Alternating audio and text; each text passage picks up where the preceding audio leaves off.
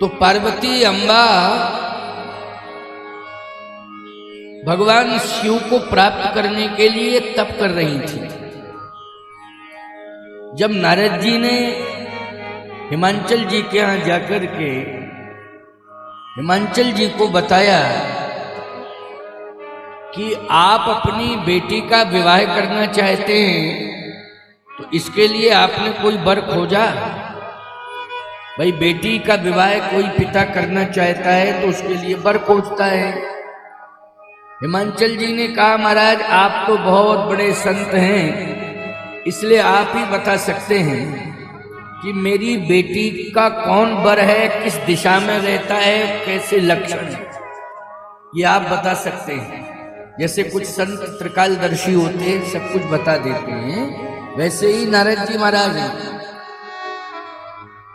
तो नारद जी ने कहा कि यदि हमसे पूछना चाहते हो तो मैं बता तो दूंगा, लेकिन तुम घबरा जाओगे,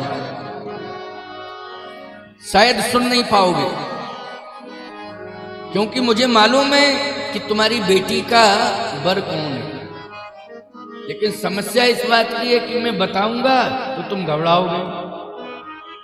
अच्छा एक बात बताओ, किसी भी बाप को ये बताया जाए कि तुम्हारी बेटी का विवाह जिसके साथ होगा वो मरघट पर रहता है, तो बोलो सुन के घबरा जाओगे कि नहीं कि मरघट पर ऐसा पति? आप यही कहोगे हम विवाह नहीं करेंगे अपनी बेटी का। अरे तुम्हारे कहने से क्या होता है? जब ब्रह्मा ने लिख दिया है, तुम्हारे कहने से होता क्या है कि मैं ऐसा नहीं करूंगा, मैं ऐसा नहीं करूंगा, मैं ऐसा नहीं करूंगा। जब ब्रह्मा ने विधान बना दिया है तो आपको निश्चित रूप से ब्रह्मा के विधान के अनुसार कार्य करना ही पड़ेगा। उसमें किसी भी प्रकार का आप चैलेंज नहीं दे सकते। नारद जी ने कहा कि मैं बताना शुरू करूंगा, तुम घबरा जाओगे। हिमांचल जी ने कहा नहीं, बताना तो पड़ेगा, घबराने से बात थोड़ी बनेगी, बताना पड़ेगा, विवाह तो बेटी का करना ही है।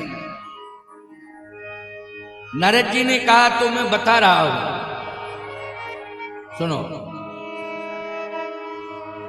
पार्वती का जो वर है वो वस्त्र नहीं पहनता। हिमांचल जी ने कहा हम तो बढ़िया बढ़िया वस्त्र लाएंगे, वो पहनाएंगे। कहा तुम चाहे जितने अच्छे वस्त्र लाओ वो पहनेगा ही नहीं। चाहे जितने अच्छे वस्त्र लाना वो पहन ही नहीं सकता है। पार्वती का जो पति है, वर है, वो सोने चांदी के आभूषण नहीं पहनता। हिमांचल जी बोले हम राजा हैं, खजाना खोल देंगे, सोने सोने से सजा देंगे। अरे तुम कितना भी सोने से सजाओ, कितने ही सोने के आभूषण पहनाओ, वो पहनेगा ही नहीं, क्योंकि पहनता ही नहीं। तो कुछ तो पहनता होगा। कहे बस यही तो बात है, हम बता देंगे तो रोने लगोगे। हाँ भाई, अब बार बार पूछ रहे हो, हम बता देंगे तो रोना शुरू कर दोगे, अभी रोने लगोगे। हिमांचल जी ने कहा नहीं, बताना तो पड़ेगा। अरे सोने चांदी की जंजीर, सोने चांदी की चेन नहीं पहनता हो, नरमुंड माला पहनता है। अब हिमांचल जी कांप गए। अच्छा बोलो भाई, नरमुंड माला कोई धारण करे, उसे देखकर लोग प्रणाम करेंगे कि भागेंगे? भागेंगे, भागेंगे। इसके अलावा वो कुछ पहनता ही नहीं है। कहे नहीं कोई विकल्प बताओ। कहे ज्यादा जिद करोगे तो रुद्राक्ष की माला पहनता। किसकी माला? रुद्राक्ष की माला। अगर ज्यादा जिद करो तो रुद्राक्ष तो ठीक है, हम रुद्राक्ष की माला पहनाएंगे। वस्त्र बोले बहुत ज्यादा प्रयास करोगे तो बागंबर धारण करेगा। क्या धारण करेगा? बागंबर। कोई वस्त्र नहीं, बागंबर। राजा के यहां बागंबरों की कमी नहीं होती है। राजाओं के यहाँ क्या कमी है, वो तो राजा हैं, राजा शिकार वैसे भी करते हैं। कहे बागंबर भी हम बहुत अच्छा उपलब्ध कराएंगे। का श्रृंगार का और कोई विकल्प है? का श्रृंगार तो यह है कि जटाओं में गंगा जी है और जटाओं में गंगा को धारण कर लिया है। ज्यादा कोशिश करोगे तो 2-4 सर्प जरूर लपेट लेगा। सर्प, हाँ, विषैले सर्प, भयंकर काले विषधर। हिमांचल जी ने कहा इसका मतलब है हमारी बेटी निर्वाह कैसे कर पाएगी? अगर तुम्हारे घर में एक सांप घुसावे तो पूरा घर खाली कर दोगे, भागे भागे फिरोगे, हैं? ना सोना देखोगे, ना चांदी, ना रुपया, तिजोरी में कहां पैसा, कहां बैग में से है, भागोगे प्राण बचा के, क्योंकि सर्प घुस गया। और शिव जी एक सर्प नहीं, सर्पों का श्रृंगार ही करते हैं। तो हिमांचल जी ने कहा कि मेरी बेटी कैसे रह पाएगी, मुश्किल है। वो सब ठीक है कि रुद्राक्ष की माला पहन ले, गंगा को धारण किए हैं, अच्छी बात है, बागंबर लपेट ले, अच्छी बात है, लेकिन सर्पों को लपेटे, मेरी बेटी का रहना बहुत मुश्किल है। कोई परिवर्तन आप बताओ, कोई परिवर्तन हो? नारद जी ने कहा नहीं, जोगी जटिल काम नगनय मंगल भेष, अस स्वामी यही कह मिले परिहस्त यस रेख। ऐसा ही स्वामी मिलेगा, इसके अलावा दूसरा नहीं मिलेगा। और उसका नाम जानते हो क्या है? विश्वनाथ।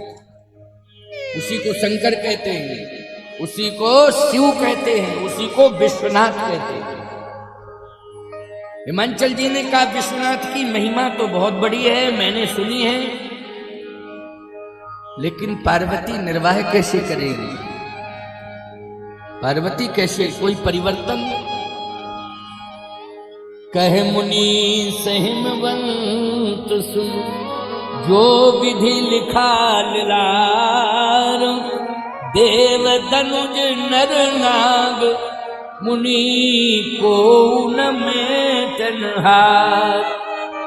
अब बताओ भाई, देव धनुज नर नाग मुनि को न मेटनहार, किसी में ताकत नहीं है कि परिवर्तन कर दे। जो विधान बन चुका है ब्रह्मा के द्वारा वो पूरा ही होगा। सीधी सी बात यह है कि जो विधि का विधान है वो मेटा नहीं जा सकता है, परंतु उस विधान में अगर बड़ी कठिनाई है तो उसको सहा कैसे जाएगा? बस इसके लिए ही भगवान शिव कहते हैं कि कठिन से कठिन विधान जो ब्रह्मा के द्वारा तुम्हारे भाग्य के अनुसार बन गया है, यदि उस कठिन विधान को तुम सरल करना चाहते हो और सहने की क्षमता तुम्हारे अंदर आ जाए, तो भगवान शंकर ने कहा 2 काम करना। क्या? एक तो भगवान की कथा सुनना और दूसरा भगवान का भजन करना। तो कठिन से कठिन जो विधान होगा वो सरल हो जाएगा और तुम सह लोगे। ये शिव जी ने बताया है। क्या? कथा और भजन। अब देखिए, कथा और भजन ये 2, बस इसी की चर्चा, महात्मा की कथा सुना रहा हूं क्योंकि आज पहला दिन है और महात्मा की कथा सुन के ही आप लोग घर जाएंगे। और आज 8 बजे मंच का विश्राम कर दूंगा, इसके बाद आरती कराऊंगा, क्योंकि 8 बजे मानी 8, अभी तो टाइम है ना, आज थोड़ा कम ही कथा, आज तो माध्यम है कथा, केवल निमित्त मात्र है, लेकिन कल से विस्तार होगा। आज इसलिए कि आप लोगों ने कलश यात्रा की, उसमें समय लगा, थोड़ा थकान भी हुई। 8 बजे के बाद घर जाएंगे तो पहुंचते पहुंचते 8:30 वैसे भी बच जाएगा। फिर घर के भी कुछ कार्य होते हैं, उनको पूरा करने में टाइम लगेगा, इसलिए समय लगेगा। चलिए सुनिए, भगवान शंकर ने कहा, नारद जी ने भी इसका समर्थन किया, सभी संतों ने, कि कठिन से कठिन जो विधि के द्वारा विधान बना है तुम्हारे भाग्य के कारण, तुम्हारे कर्म के कारण, उसको सरल किया जा सकता है किसके द्वारा? भगवान की कथा सुन के और भगवान का भजन करके। इसलिए भगवान शंकर तुम पुनि राम राम दिन राति, तुम पुनि राम राम दिन राति, तुम पुनि राम राम दिन राति, तुम पुनि राम राम दिन राति, सादर जपहु अनंग राति, सादर जपहु अनंग राति, सादर जपहु अनंग राति, सादर जपहु अनंग राति, तुम पुनि राम राम दिन राति। हिमांचल जी ने कहा कि एक बात समझ में नहीं आई नारद जी, क्या? मरघट पर रहने की क्या जरूरत है? नारद जी ने कहा नहीं, ऐसे तो कैलाश के पर्वत पर भी रहता है वो, लेकिन मरघट भी प्रिय है। तो कैलाश के शिखर पर रहना तो उचित है, लेकिन मरघट पर रहना क्यों उचित है? कारण क्या है? अब इसका रहस्य नारद जी ने बताया। क्या? मरघट इसलिए पसंद है शिव जी को क्योंकि वहां ताजे मुर्दे की भस्म मिल जाती है। एक बात, मुर्दे की भस्म लगाते हैं। तो हिमांचल जी ने कहा मुर्दे की भस्म क्यों लगाते हैं? भस्में तो और भी तैयार हो जाती हैं। महात्मा लोग भी भस्म लगाते हैं, लेकिन कंडे हैं गाय के गोबर के, बढ़िया उसकी भस्म बना के पूरे शरीर में लगा लेते हैं। लेकिन क्या जरूरत है भगवान शिव को कि वो मुर्दे की भस्म लगाते हैं? नारद जी ने कहा कि वो राम नाम से प्रेम करते हैं। किससे प्रेम करते हैं? ध्यान से सुनना, बढ़िया बात है। इसके बाद ही घर जाना, घबराना नहीं, क्योंकि 8 बजे ही मंच का विश्राम होगा। थोड़ी बहुत तो कथा सुनानी पड़ेगी। ऐसा नहीं है कि हम कह दें बस हो गया, सियावर रामचंद्र की जय। महत्व सुनाना पड़ेगा, और सुनिए, और सुनना पड़ेगा आपको। इसलिए सुनना पड़ेगा क्योंकि महत्व की कथा यदि सुनी आपने तो राम कथा सुनने की नींव मजबूत हो जाएगी। पहले दिन की कथा महात्मा की कथा होती है, यही राम कथा की नींव है। अगर नींव मजबूत है तो इमारत बुलंद है, और नींव कमजोर है तो इमारत मजबूत नहीं होगी। इसलिए आज की कथा नींव के रूप में है, तो ध्यान से सुनना। हिमांचल जी ने कहा नारद जी एक प्रश्न है, उसका उत्तर दो। भस्म ही लगाना है तो और भी भस्म तैयार की जा सकती है, तमाम विकल्प हैं, लेकिन मुर्दे की भस्म क्यों लगाते हैं शिव जी? नारद जी ने कहा कि वो राम नाम से प्रेम करते हैं। तो मुर्दे से की भस्म से और राम नाम से क्या मतलब? नारद जी ने कहा कि आजकल इतने व्यस्त हैं लोग कि राम नाम लेने की फुर्सत नहीं है। अच्छा, किसी से कहो भी कि राम राम लिया करो, अरे अभी काम धाम करेंगे, बुढ़ापा आएगा तब राम राम कहेंगे। क्या महाराज आप लोग भी इस प्रकार के? अभी तो इतने काम पड़े हैं, जब तक वो पूरे नहीं कर लेंगे किसे फुर्सत है राम राम कहने की? वाह, क्या काम आपका रोकता है कि राम का नाम मत लो? आपने ये धारणा बना रखी है कि बुढ़ापा जब आएगा तभी हम राम का नाम लेंगे, तभी भजन करेंगे। जवानी में क्या भगवान का भजन नहीं किया जाता है? जब से होश आवे, मैं तो कहता हूं हमारे सनातन की परंपरा है, बच्चे का जैसे ही जन्म हो, चाहे बेटी हो चाहे बेटा हो, जैसे ही जन्म हो उसकी जिह्वा पर शहद से तुलसी की पत्ती की छलाग लेकर के और शहद का प्रयोग करके उसकी जिह्वा पर राम लिख देना चाहिए, राम लिख देना चाहिए। याद रखना, जबान से कभी गंदे शब्द नहीं निकलेंगे। आज जो परेशानी हो रही है कि बच्चे इतना गलत शब्द बोल रहे हैं माँ बाप से, बूढ़े बुजुर्गों से, अपने बड़ों से, कि सुनने के लायक नहीं है। और पढ़े लिखे बच्चे बोल रहे हैं। ऐसा नहीं है कि अनपढ़ ही बोल रहे हैं, बहुत पढ़े लिखे बच्चों के मुख से भी हमने गलत शब्द निकलते हुए देखा है, सुना है। कारण क्या है? संस्कार बिगड़ गया है। याद रखना, कोई शिक्षा की ऊंचाई पर पहुंच गया है ये अच्छी बात है, लेकिन ये चैलेंज नहीं दिया जा सकता है, ना कहा जा सकता है कि वो संस्कारों की ऊंचाई पर भी पहुंच गया हो। ये आवश्यक नहीं है कि संस्कारों की ऊंचाई पर पहुंच गया हो। कितने ऐसे कलेक्टर हैं जो घूसखोरी में सेंट्रल जेल में पड़े हुए हैं, सजा खा रहे हैं। बोलो भाई, किसमें? भ्रष्टाचार में। इसका मतलब यह है कि पढ़े तो हैं, कलेक्टर बन गए, IAS हो गए, लेकिन संस्कार नहीं था, इसलिए उन्होंने भ्रष्टाचार किया और परिणाम सामने आ गया। मेरा तात्पर्य कहने का यह है कि माताओं, इसके लिए सबसे पहले जिम्मेवारी आप लो। चाहे बेटी का जन्म हो, चाहे बेटे का जन्म हो, आप मधु से तुलसी की हरी पत्ती की जो शलाग होती मुलायम मुलायम, उससे शहद में लपेट करके आप उसकी जिह्वा पर क्या लिखें? राम। बोलो, पहले पुरानी परंपरा ये थी, राम लिखिए तो जबान कभी बिगड़ेगी नहीं, कभी भी अनर्गल प्रलाप कोई नहीं करेगा, हमेशा वाणी में मधुरता रहेगी, क्योंकि तुलसी और शहद का प्रयोग हुआ है। क्या रहेगी? मधुरता रहेगी और आरोग्यता भी रहेगी, क्योंकि शहद और तुलसी ये आरोग्यता प्रदान करती है। बोलो भाई, सारी बातें मिल रही है कि नहीं सीखने समझने को? क्योंकि बच्चा पैदा हुआ और बीमारी लग गई, अब अस्पताल ही लेते जा रहे हो, महाराज बहुत परेशान है, बीमार रहता है, अब तो कोई दवा दे दो, कोई दुआ दे दो। अरे ये दुआ ही है जो बता रहा हूं, पहले इसको करके तो देखिए, इसमें बच्चे को नुकसान भी नहीं है और किसी भी प्रकार की कोई समस्या नहीं है इतना करने में। बोलो, सरलता है कि नहीं है? पहले ये बताओ, सरलता है कि नहीं है? सरलता है। तमाम प्रकार की दवाइयां चटाती हो ना शहद से बच्चों को, तो सबसे पहले यही कार्य करिए, उसकी जीवा पर क्या लिखना है? राम। चाहे बेटी हो चाहे बेटा हो, भेद नहीं बरतना है इसमें, राम का नाम लिखना है।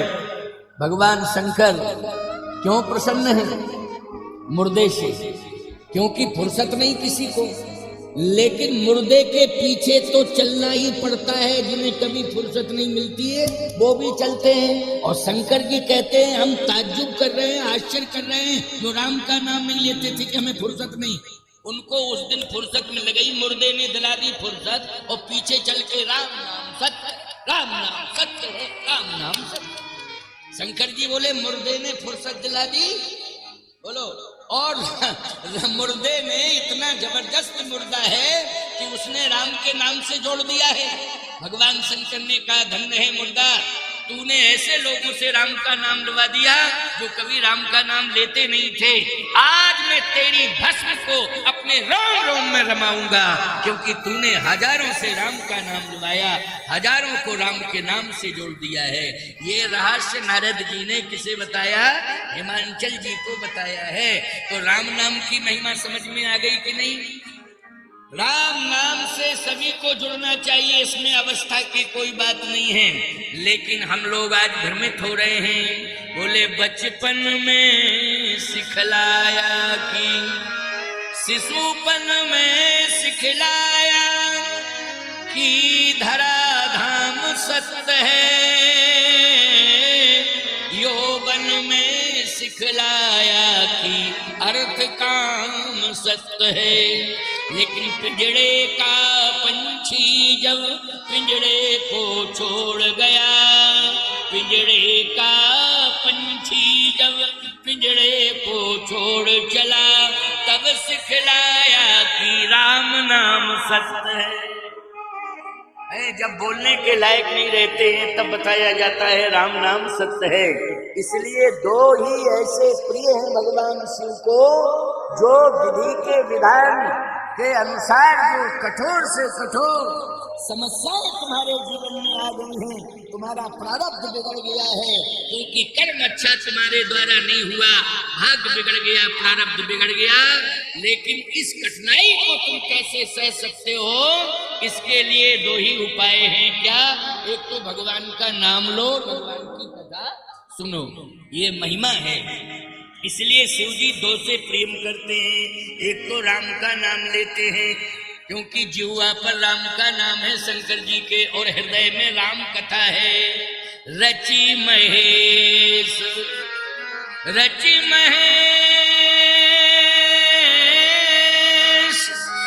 निज मानस राखा, पाय सुसमय शिवासन भाखा। हृदय में राम की कथा है और वाणी पर राम का नाम है, लेकिन श्रोता नहीं मिल रहा था, श्रोता ही नहीं मिल रहा था। सुनाए किसे? यहाँ पर आप सब आए हो तब हमारी हिम्मत बनी कथा सुनाने की। अगर श्रोता नहीं होते तो हम किसको सुनाते? श्रीमान पांडाल महोदय, श्रीमती दरी महोदया, किसको किसको सुनाते बोले? जब कोई आता ही नहीं तो टेंट पंडाल दरी फर्श इन्हीं को सुनाते रहते। लेकिन आप सब आए हो तो कथा कहने का मन है। भगवान शिव को कोई श्रोता ही नहीं मिला है, इसलिए उन्होंने राम की कथा को हृदय में रखा है। लेकिन आज श्रोता के रूप में पार्वती मिल रही है। कौन मिल रही? पार्वती। पार्वती जी के कानों में जब ये आवाज पहुंची कि मेरे पिताश्री रो रहे हैं, नारद जी ने, बाबा नारद ने लक्षण बता दिए हैं मेरे पति के, और सुन करके बहुत दुखी हैं। मेरी माँ भी दुखी है। पार्वती अम्बा कह रही हैं कि इसका मतलब है कि उन्हें पता ही नहीं है माता पिता को कि जो मैं तपस्या कर रही हूँ वो भगवान शंकर को पति के रूप में स्वीकार करना चाहे। पति के रूप में भगवान शिव मुझे मिले, और कोई नहीं, केवल भगवान शिव। बस उन्हीं को प्राप्त करने के लिए मैं तपस्या कर रही हूँ। लेकिन इसकी जानकारी मेरे माता पिता को नहीं है। जन्म कोट लग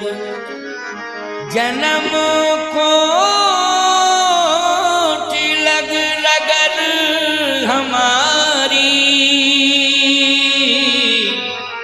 बरों संभूनत रहूं कुंवारी। विवाह करूंगी तो शिव जी के साथ करूंगी, वरना कुंवारी ही रहूंगी। मैं एक बात आपको बताऊं, संकल्प पार्वती जी का है कि मैं विवाह करूंगी तो शिव जी के साथ ही करूंगी, तो प्रतिज्ञा है मेरी, नहीं किसी के साथ नहीं करूंगी।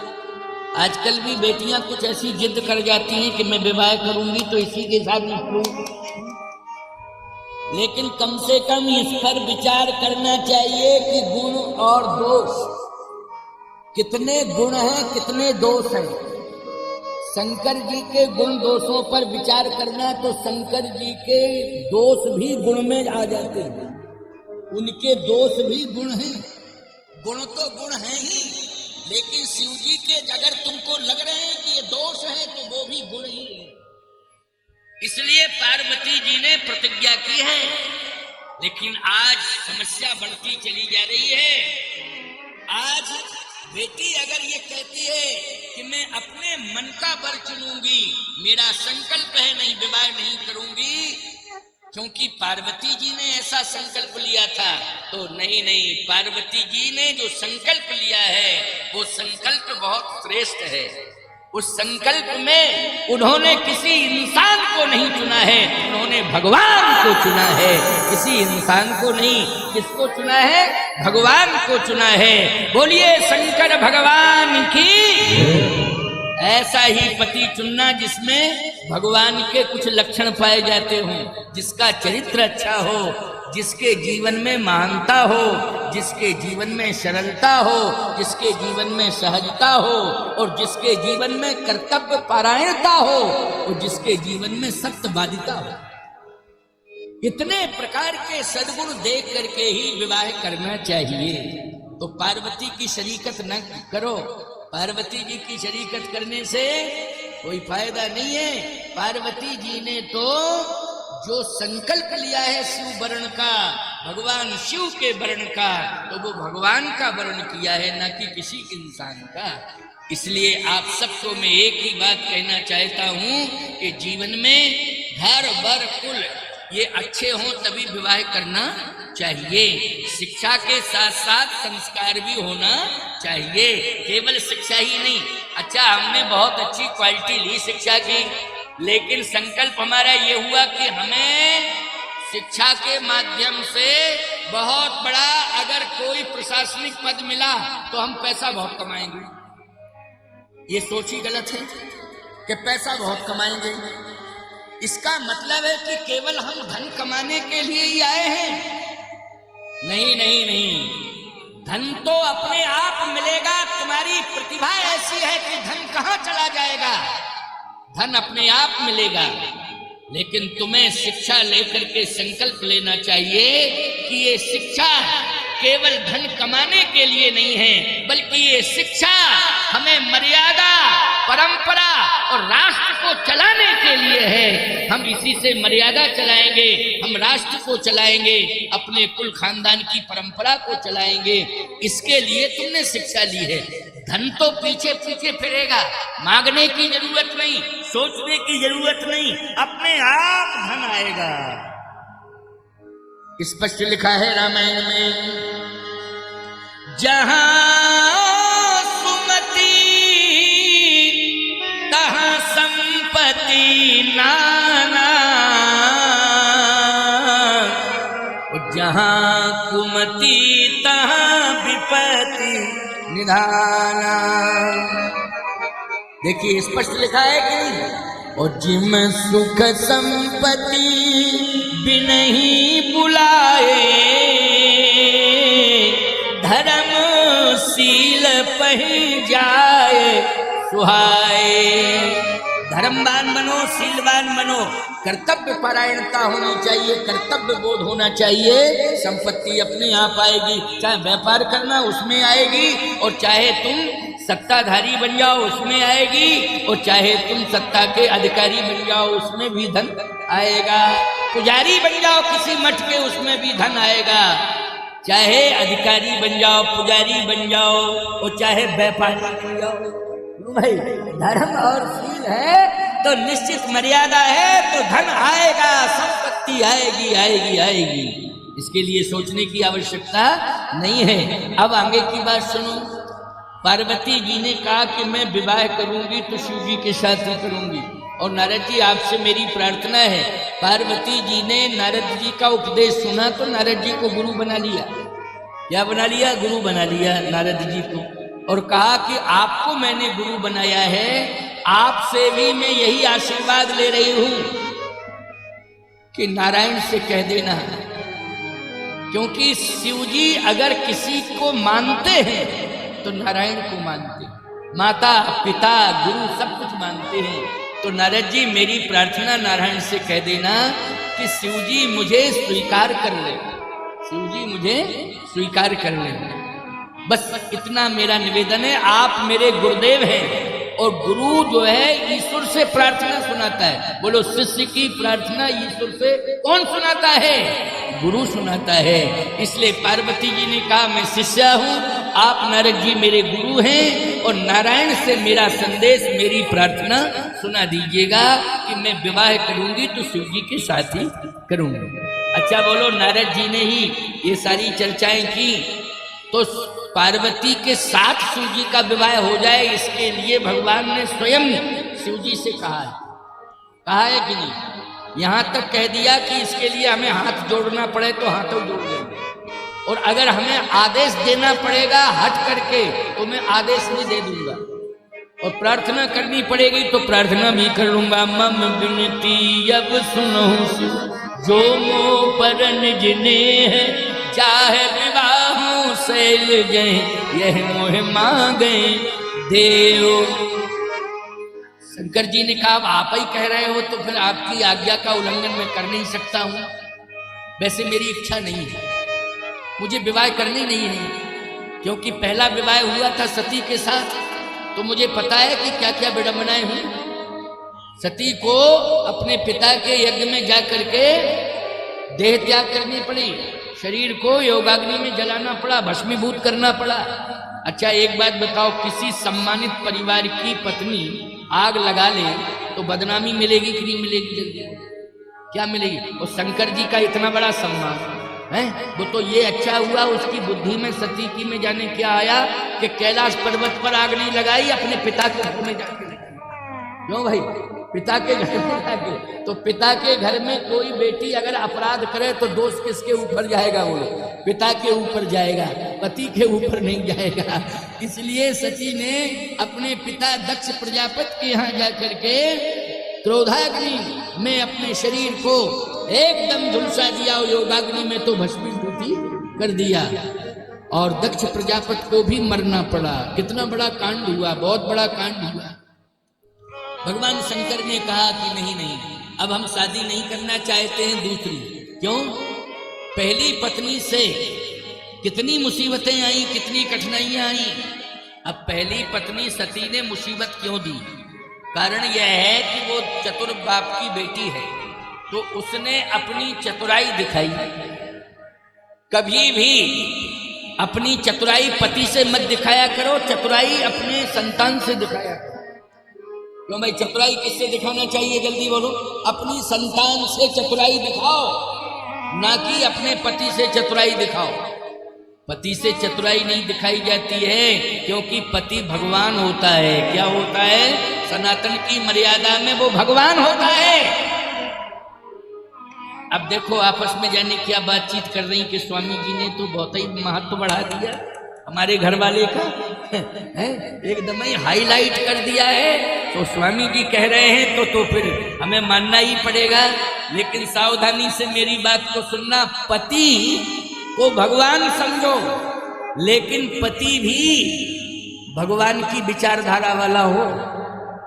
भगवान तभी माना जाएगा जब पति में राम कृष्ण के संस्कार हों, तभी पति माना जाएगा। और नहीं तो धर्म विरुद्ध आचरण किया तो पति नहीं, फिर विपत्ति हो जाएगा। फिर पति नहीं क्या होगा? विपत्ति, सबसे बड़ी विपत्ति। इसलिए अपनी अपनी मर्यादा का सब ध्यान रखें। भगवान शंकर ने कहा भजन करने में मन लग रहा है और शादी शुदी के चक्कर में मुझे मत डालो प्रभु। भगवान ने कहा देखो, ये शादी केवल लक्ष्य ये नहीं है कि वंश वृद्धि हो, वंश वृद्धि का ही लक्ष्य नहीं है शादी का। फिर इस शादी से जगत का मंगल होगा। क्या होगा? जगत का मंगल होगा। अच्छा बोलो, हुआ कि नहीं हुआ? भगवान शिव का विवाह पार्वती जी के साथ हुआ। 2 बेटे हुए हैं, परम प्रतापी हुए हैं। एक तो भगवान कार्तिकेय जी और दूसरे श्री गणेश जी महाराज। अच्छा बोलो, इतने देवता हैं लेकिन प्रथम पूज्य कौन है? जल्दी बोलो। गणेश जी। अच्छा, बिना गणेश जी के कोई कार्य शुरू हो सकता है? सबसे पहले कार्य प्रारंभ किया जाता तो यही लोग कहते श्री गणेश करो। क्या कहते हैं? श्री गणेश।